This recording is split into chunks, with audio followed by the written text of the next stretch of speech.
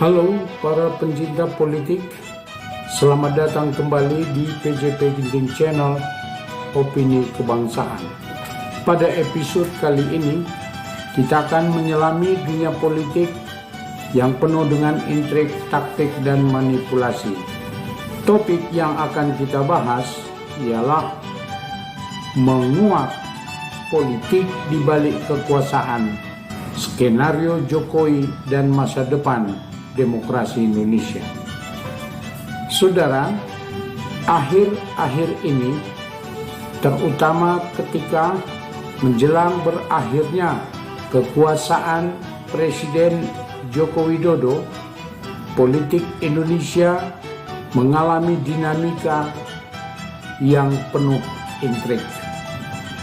Salah satu yang menjadi sorotan utama adalah Presiden Joko Widodo itu sendiri, bagaimana upayanya menciptakan skenario politik yang selalu mengundang perdebatan.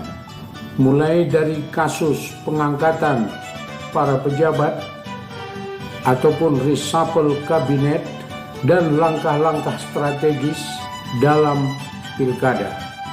Publik mempertanyakan niat di balik keputusan-keputusan tersebut.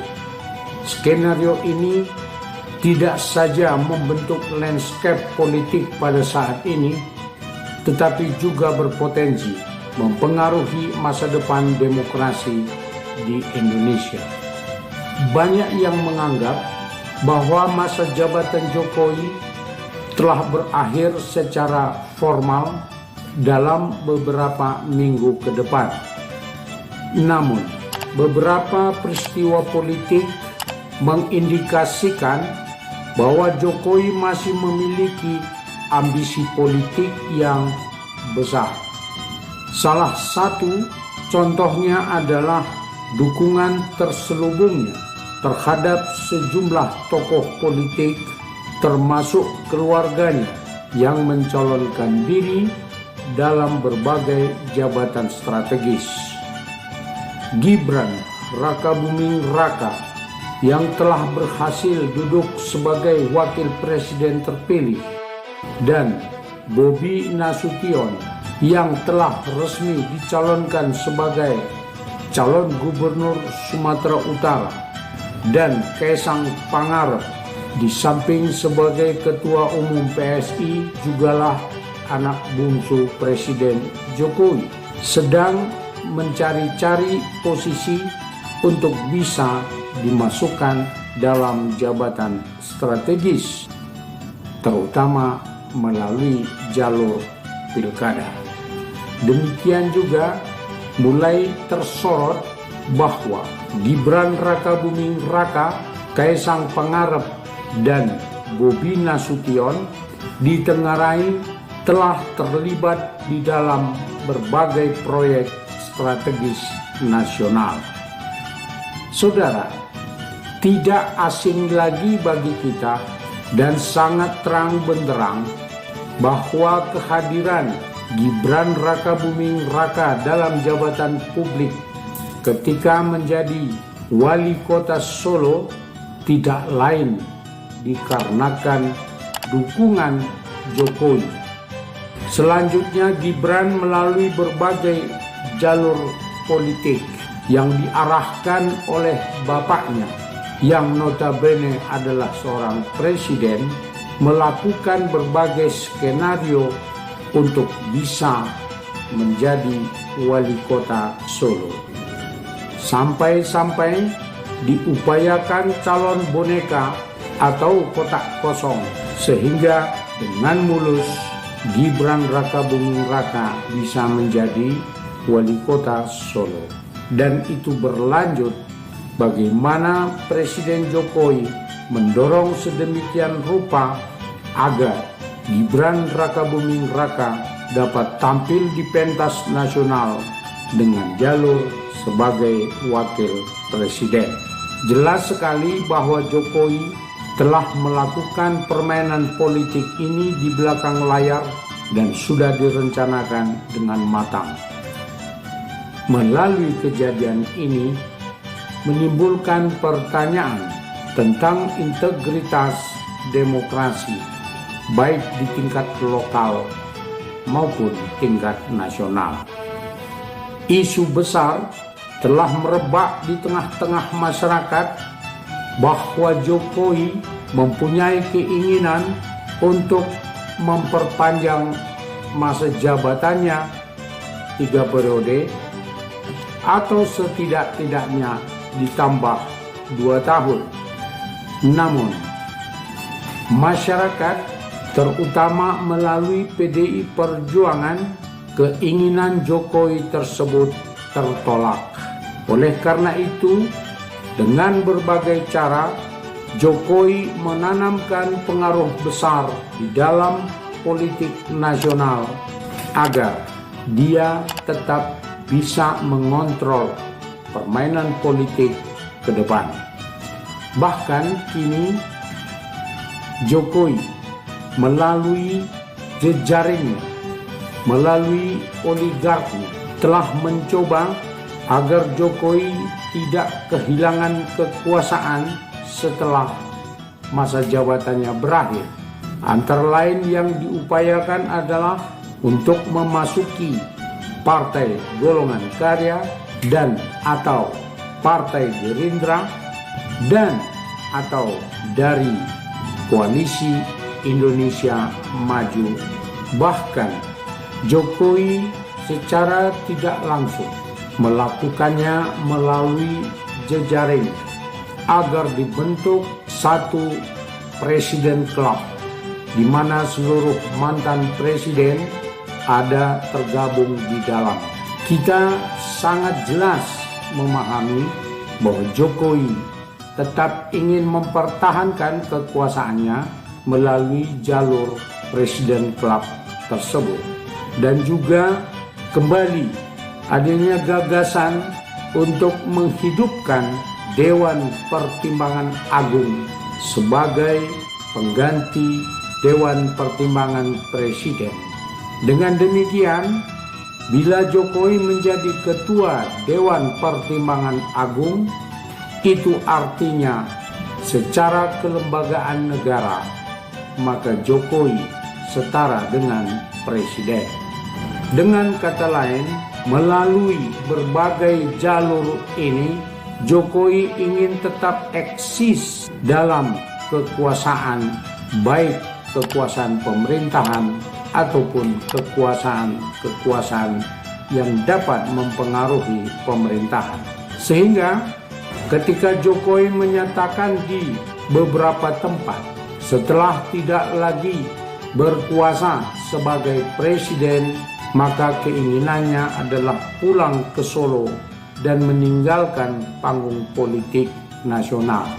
Bagi sebagian besar masyarakat politik, ucapan Jokowi tersebut ditanggapi dengan skeptis karena bertentangan dengan langkah-langkah yang ditempuh oleh Jokowi sebagaimana yang kita sebutkan sebelumnya. Jokowi sebagai presiden untuk langkah-langkah politiknya sebetulnya sudah memulainya beberapa tahun lalu. Misalnya saja melakukan revisi Undang-Undang KPK, di mana KPK dinilai kehilangan sebagian dari kekuatannya dan kekuasaannya sebagai lembaga anti korupsi. Dalam revisi undang-undang tersebut, maka KPK telah berada di bawah presiden, sehingga Jokowi dapat memanfaatkan KPK sesuai dengan kepentingan politik. Juga kita melihat bagaimana kebebasan pers mulai dikurangi. Pun demikian, Undang-Undang ITE diberlakukan sedemikian rupa untuk lawan-lawan politik. Dengan kenyataan-kenyataan ini menambah daftar langkah-langkah Jokowi yang dianggap bertujuan untuk mengamankan posisinya, keluarganya, dan kroni-kroninya di balik layar. Kita tentu bertanya, setelah terpilihnya Prabowo Subianto sebagai presiden terpilih pada tahun 2024, apa tantangan terbesar yang akan dihadapi untuk membersihkan residu politik yang telah dirancang, dilaksanakan, dan ditinggalkan oleh Jokowi? Salah satunya adalah memastikan bahwa pengaruh politik keluarga Jokowi tidak mengganggu jalannya pemerintahan Prabowo. Prabowo dituntut untuk membuktikan bahwa ia dapat berdiri sendiri dan tidak terikat dengan warisan politik Jokowi, terutama dalam menghadapi isu-isu besar seperti hutang negara yang sudah sangat membengkak maupun program-program strategis nasional yang menyedot APBN secara besar-besaran.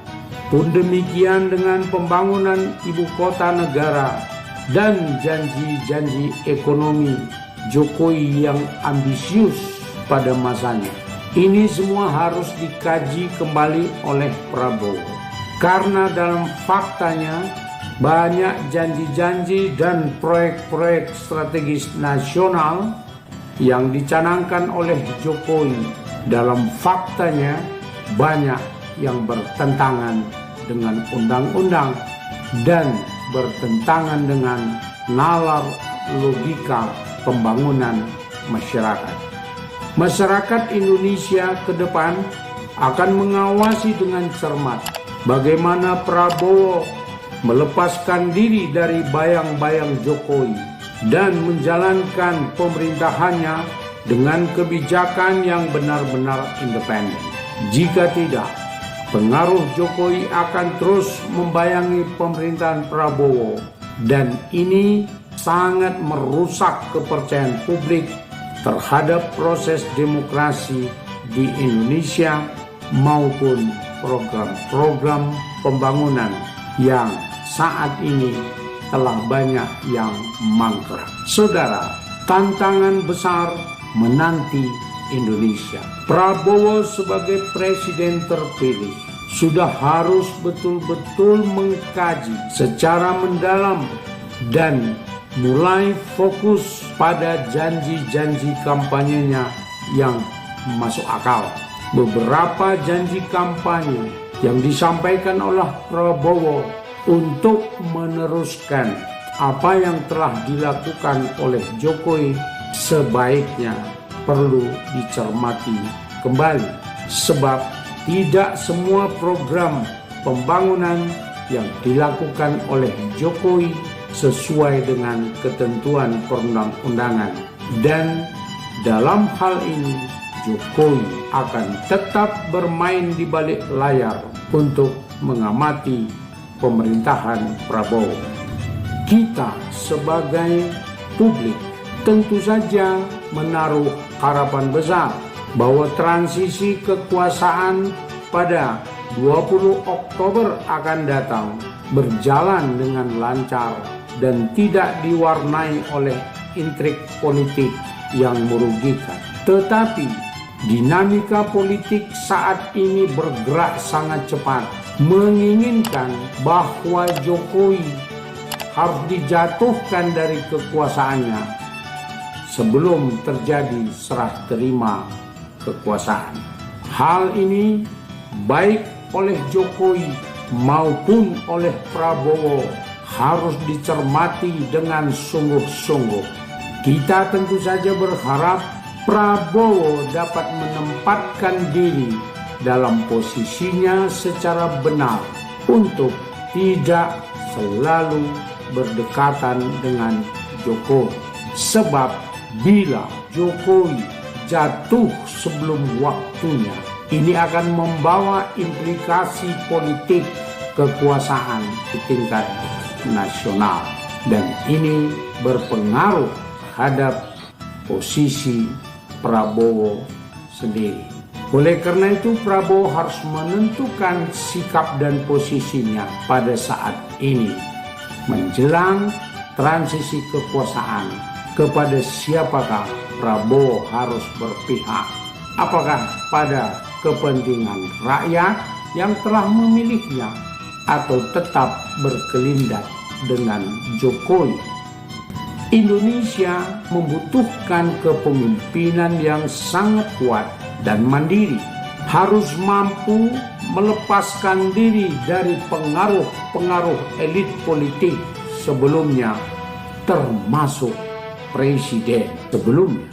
Masyarakat sangat berharap bahwa dengan berakhirnya masa kepresidenan Jokowi, entah itu karena dijatuhkan oleh rakyat ataupun karena serah terima menurut undang-undang, Prabowo sebagai presiden terpilih harus memasuki era baru dalam politik yang lebih transparan, lebih adil, di mana kepentingan rakyat yang memilihnya harus ditempatkan di atas ambisi politik pribadi maupun kelompok.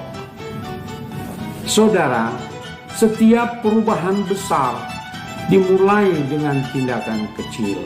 Mari kita bersama-sama mendorong perubahan yang kita inginkan bersama dan membantu Prabowo sebagai presiden terpilih melepaskan diri dari jebakan dan bayang-bayang yang mungkin telah disiapkan oleh Jokowi.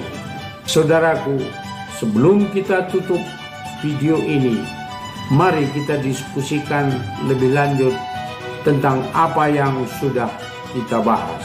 Jangan ragu untuk bertanya dan berbagi pendapat di kolom komentar. Mari kita jadikan PJP Ginting Channel Opini Kebangsaan sebagai wadah diskusi yang konstruktif tentang politik dan pemerintahan negara Kesatuan Republik Indonesia. Jangan lupa like, share, dan subscribe, serta nyalakan lonceng notifikasi untuk update video selanjutnya. Mari kita terus belajar dan berdiskusi untuk membangun Indonesia yang lebih baik. Sampai jumpa di video berikutnya. Salam PJP Ginting Channel Opini Kebangsaan. Terima kasih.